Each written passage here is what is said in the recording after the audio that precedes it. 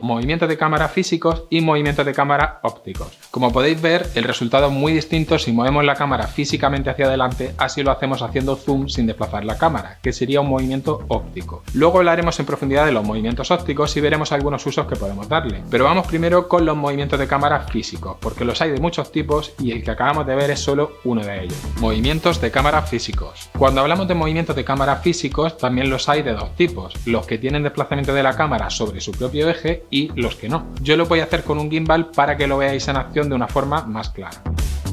Panorámica. La panorámica es un movimiento de la cámara sobre su propio eje horizontal, es decir, una rotación de la cámara de izquierda a derecha o viceversa. La percepción como espectadores es la de un movimiento similar a cuando giramos la cabeza. En un guión técnico lo podemos abreviar escribiendo pan, que es como se le llama en inglés. Cuando trabajamos en equipo usamos el verbo panear para indicarle a la persona que opera la cámara que realice este movimiento.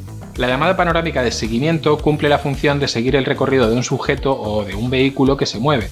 La panorámica de reconocimiento o descriptiva hace un recorrido por la escena para permitir que el espectador se fije en todos los detalles del escenario o para mostrarnos una visión general de un lugar, y puede usarse como un plano subjetivo si viene precedida de un plano corto de un personaje que está mirando un escenario. También nos puede servir para revelar algo que no estaba al empezar el plano, como el nombre de un sitio o un personaje que no esperábamos causando sorpresa. Tilt o panorámica vertical. El tilt es cuando la cámara se mueve en vertical, pero sin desplazar el eje horizontal. Puede ser arriba o abajo o viceversa, y el término proviene del inglés directamente sin traducción, aunque he de decir que a mí en la universidad me lo enseñaron como panorámica vertical y conozco a muchas personas que también lo llaman así. En cualquier caso, el término más usado es tilt, para que no nos volvamos locos. Cuando miramos hacia arriba es tilt up y cuando miramos hacia abajo es tilt down, y entre otras funciones nos puede ayudar a revelar a un personaje o a un lugar o a mostrar una relación de superioridad o inferioridad cambiando el ángulo de picado a contrapicado o al revés. Roll. El roll es un movimiento de rotación sobre el llamado eje Z. Cuando es un giro completo de 360 grados hay quien le llama plano Inception, porque Christopher Nolan lo hizo famoso con esta escena, pero vamos, que se llama roll, que significa rotar. El roll obviamente es muy espectacular porque se sale de lo natural, es digamos un plano imposible para nosotros, que no podemos girar la cabeza así que cuando lo uséis intentad que esté justificado. Por ejemplo, en El Caballero Oscuro Nolan utiliza un movimiento de roll en un momento en el que parece que Batman ha vencido al Joker, pero el Joker tiene un as en la manga y al mismo tiempo que pone las cartas sobre la mesa, la cámara gira para darle la vuelta a la situación. Puede quedar muy bien cuando tenemos una composición en la que hay una forma circular o hay un movimiento circular que acompañamos con la cámara.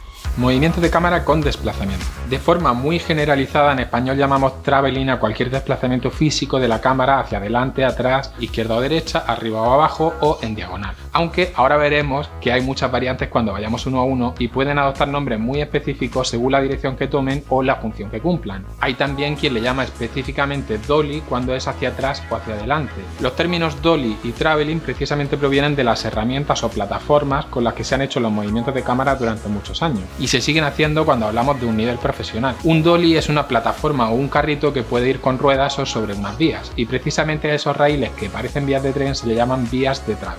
Traveling in.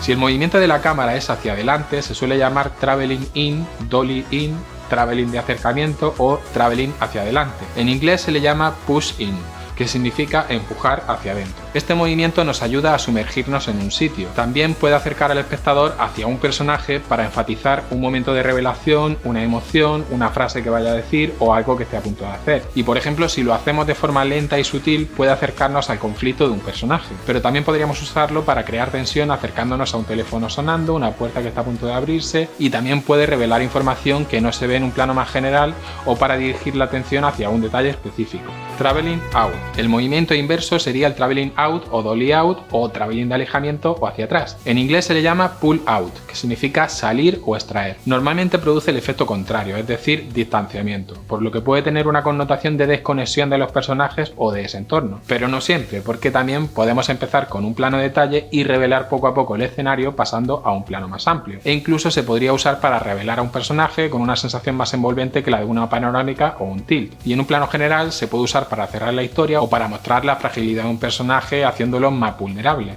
Traveling lateral. Si el desplazamiento de la cámara es hacia los lados, en español solemos decir traveling lateral hacia izquierda o derecha. Este movimiento nos puede ayudar a reforzar la atención sobre una persona o un objeto. También puede servir para revelar el contexto donde transcurre la acción o incluso para generar un chiste. En inglés lo podéis encontrar como track left o track right. Track con U como camión. Traveling de seguimiento. Uno de los travelings que más se utiliza, y no importa en qué dirección o ángulo se haga, es el traveling de seguimiento, que se llama así por la función que cumple y no por la dirección. Este tipo de traveling acompaña a un personaje o a un vehículo y realmente se puede hacer prácticamente desde cualquier ángulo: frontal, dorsal, contrapicado e incluso cenital. En un guión técnico simplemente lo describiremos indicando el ángulo desde el que se va a hacer el seguimiento: desde atrás, desde arriba, lateral. En algunos planos secuencia se usa para crear incertidumbre. ¿A dónde se dirige este personaje? ¿Y qué va a pasar cuando llegue a donde se dirige? También es importante mencionar que un traveling de seguimiento no necesariamente tiene que ser un plano súper estable. Al hombro también se le puede llamar traveling de seguimiento, con la particularidad de ser un plano más movido y trepidante que nos introduce en la escena de una forma más directa y más cruda y no es tan estética como un plano estabilizado. Cuando es desde atrás, en inglés se le llama forward tracking shot o follow. Si lo que hacemos es ir hacia atrás, es decir, siguiendo algo o alguien para verle de frente, en inglés se le llama backward tracking shot. Si el movimiento es lateral, en inglés se dice track left o track right, es decir, seguimiento hacia izquierda o seguimiento hacia derecha. Traveling circular. Otra variante es el traveling circular. En inglés se le llama arc o 360 y consiste en girar alrededor de alguien dándonos una sensación mucho más inmersiva que si tuviéramos la cámara estática. Aquí podéis ver un ejemplo de una película de Scorsese en el que la cámara gira alrededor de esta pareja para provocar un momento íntimo. Pero también se utiliza para darle un aspecto épico a los personajes, como en este de Avengers, que hace que todo el equipo se vea como un héroe colectivo. Si además lo hacemos con un teleobjetivo, es decir, con una lente que tiene una distancia focal larga, al movernos rodeando al personaje conseguiremos darle mucho más dinamismo a ese plano, porque lo que está cerca se mueve despacio, pero lo que está al fondo se mueve muy rápido. Esto es lo que se suele llamar parallax effect en inglés, efecto parallax. Otra función del traveling circular, si se hace a mucha velocidad, es la de generar tensión. E incluso en Ciudad de Dios, Fernando Meirelles usa una combinación de dos traveling circulares para hacer un flashback. Traveling vertical. Este es uno de los movimientos de cámara que más nombres puede adoptar en función de la fuente que consultéis. A mí me lo enseñaron como traveling vertical hacia arriba o hacia abajo, y así es como lo he oído siempre en rodajes. Y en inglés se llama boom up o boom down, aunque también lo podéis encontrar como pedestal. E incluso podéis encontrarlo como crane up o crane down, que significa grúa hacia arriba o hacia abajo, como por ejemplo el plano con el que empieza la película Parásitos. Este tipo de planos nos pueden servir para revelar algo que no vemos al principio del plano, para tener una vista más amplia del lugar o para cerrar una historia, como hacen muchas películas. Pero también nos puede servir para seguir a un personaje que está descendiendo o subiendo en altura, como por ejemplo en La chaqueta metálica. Movimientos ópticos.